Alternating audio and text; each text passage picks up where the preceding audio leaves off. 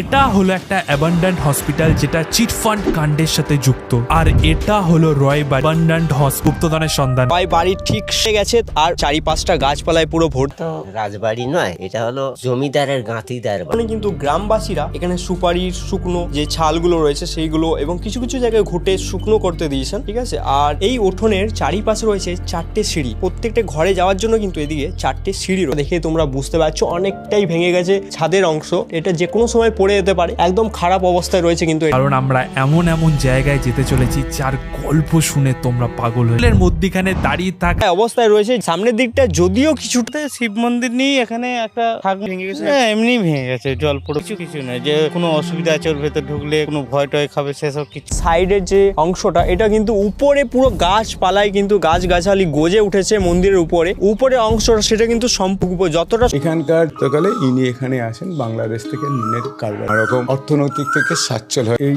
রাধাকৃষ্ণ মন্দির স্থাপন আশবাড়ির দুর্গা বর্তমানে এখন এই অবস্থায় রয়েছে। ছাদের অংশ সেটিও কিন্তু এখন বর্তমানে নেই, সেটি অনেকটাই ভেঙে গিয়েছে। এই দুর্গা দালানের মোট 12টি স্তম্ভ রয়েছে এই রকম দেখতে পাচ্ছ। এই অঞ্চলে এই দুর্গা মণ্ডপ সহ বসতবাড়ি নির্মাণ সহ নাট মন্দির তৈরি ফ্লোর আছে, আর 3 নম্বর ফ্লোরটাই বলা হয় নাকি হন্টেড। এটা কিন্তু ভাঙা রয়েছে, পুরো জানলার যে কাঁচগুলো সেগুলো কিন্তু পুরোপুরিভাবে ফিমেল সার্জিক্যাল ওয়ার্ডের জানালা। এখান থেকে দেখতে পাচ্ছ সামনে একটি রুম রয়েছে, এই রুমটা প্রায় আজ থেকে 2-3 মাস বলিউডের যে ভয়ানক ভূতের সিনেমাগুলো দেখা হয় জাস্ট ডিট্টো সেই রকম।